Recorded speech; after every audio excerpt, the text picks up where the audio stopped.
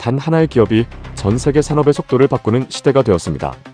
불과 얼마 전까지만 해도 우리는 검은 가죽 점퍼를 입고 한국에 온 젠슨 황에게 열광했습니다. 사람들은 그를 K 젠슨이라 불렀고 시장은 그의 한마디에 흔들렸습니다. 그런데 지금 분위기는 조금 달라졌습니다. 환호가 길어질수록 남는 것은 감탄만이 아닙니다.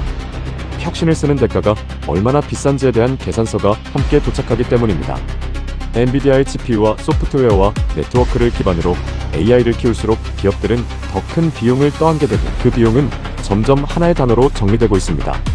바로 엔비디아 세금입니다. 엔비디아 세금이란 공식 세목이 아닙니다. 그러나 시장이 느끼는 압박은 실제보다 더 현실적입니다. 젠슨 황은 이번 한국 방문에서 로보틱스를 한국의 다음 핵심 산업으로 보고 있다고 말했고 AI 팩토리와 피지컬 AI를 함께 강조했습니다. 동시에 한국의 주요 기업들과는 단순한 제품 공급을 넘어 장기 협력의 방향까지 논의했습니다. 이 현상을 이해하려면 숫자를 먼저 봐야 합니다. AI가 커질수록 필요한 것은 아이디어만이 아니라 전력, 냉각, 데이터 센터도 필요합니다. 그리고 그 안을 채우는 칩과 네트워크와 메모리도 마찬가지입니다. 로이터 통신은 AI 데이터 센터가 2030년까지 전력과 물 사용량을 지금보다 크게 늘릴 수 있다고 보도했습니다.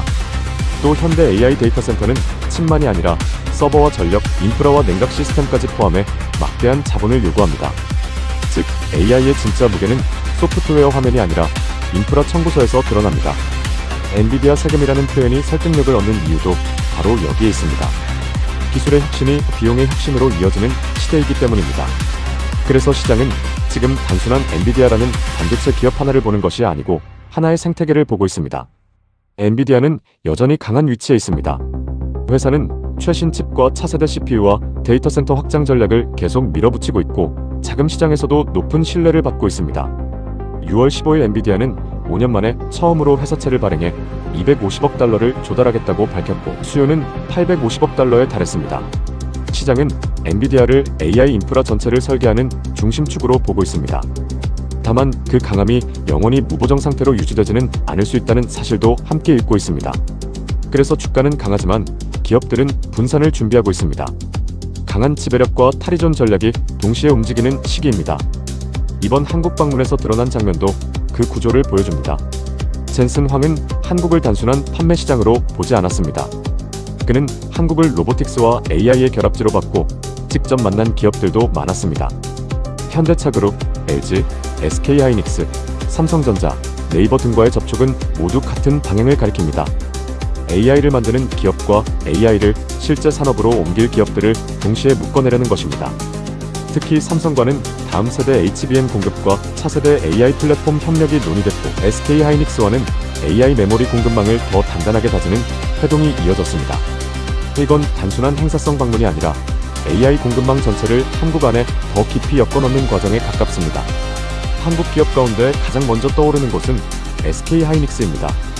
로이터 통신은 SK하이닉스가 미국 나스닥 상장을 검토하고 있고 이를 통해 AI 관련 주식에 대한 글로벌 투자 수요를 더 크게 흡수하려 한다고 보도했습니다. 기사에 따르면 회사의 시장 가치는 올해 5월 1조 달러를 넘어섰고 상장 시점은 빠르면 8월이 될 수 있으며 상장 후 미국 투자자 기반을 넓힐 수 있다고 합니다. 이것은 한국 반도체가 AI 붐의 변두리가 아니라 한복판에 있다는 뜻이기도 합니다. 동시에 한국 기업이 AI 수혜를 받는 방식이 점점 더 국제 자본시장과 연결되고 있다는 신호이기도 합니다. 국내에서 만든 메모리가 미국 증시와 글로벌 AI 투자자들의 수요를 끌어오는 구조입니다. 여기서 중요한 것은 한국이 얻는 기회와 동시에 마주해야 할 한계입니다. 메모리 공급이 강하다고 해서 AI 주도권 전체를 갖는 것은 아닙니다. HBM은 매우 중요한 부품이지만 AI 생태계의 한 조각입니다.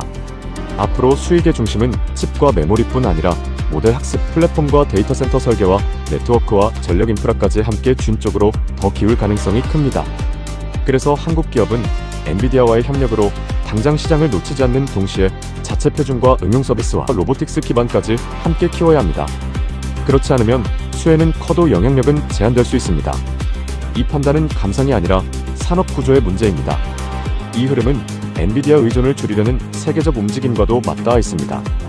로이터 통신은 구글이 삼성전자와 차세대 칩 생산 협의를 진행하고 있다고 보도했습니다. 다른 빅테크들도 각자의 AI 칩과 네트워크 표준을 키우며 특정 공급자 의존도를 낮추려 하고 있습니다. 한쪽에서는 엔비디아와 더 깊게 연결되고 다른 한쪽에서는 엔비디아를 대체할 길을 동시에 찾는 것입니다. 이것이 지금의 현실입니다. 모두가 엔비디아를 필요로 하지만 모두가 영원히 엔비디아만 쓸 수는 없습니다. 그래서 시장은 한편으로는 집중을 강화하고 다른 한편으로는 탈중 심화를 준비합니다. 이제 기업의 입장으로 내려가 보겠습니다. 최고 경영자들은 지금 아주 불편한 계산을 하고 있습니다. AI를 도입하지 않으면 뒤처질 수 있습니다. 그렇다고 AI를 도입하자니 재무 부담이 커집니다. 데이터 센터를 짓고 전력을 확보하고 냉각 설비를 넣고 GPU를 수천 개 단위로 들여와야 합니다. 로이터 통신은 이런 인프라가 이미 수십억 달러 규모의 프로젝트가 되었고 투자자들은 AI 자본 지출이 수익으로 이어질지 점점 더 엄격하게 따지고 있다고 전했습니다. 엔비디아의 최근 회사채 발행도 이런 분위기와 무관하지 않습니다. 수요가 워낙 강해 채권 발행 규모가 커졌고 고성장 기업조차 자본시장을 통해 추가 유동성을 확보하는 국면이 됐습니다. AI는 기술 경쟁이면서 동시에 자본 조달 경쟁이기도 합니다. 그래서 투자자는 상황을 더 면밀히 살펴봐야 합니다. 단순히 엔비디아 주가가 오르는지 보는 수준으로는 부족합니다. 냉각 시스템을 만드는 기업이 어디인지, 전력망과 변압기와 서버렉을 공급하는 기업이 어디인지, 데이터 센터 금융을 누가 맡는지, 메모리와 패키징의 병목이 어디서 생기는지를 봐야 합니다. 로이터 통신은 AI 데이터 센터가 전력과 물을 더 많이 쓰게 될 것이라고 했고 또 AI 칩 가격 상승이 빅테크의 지출에 직접 반영되고 있다고 전했습니다.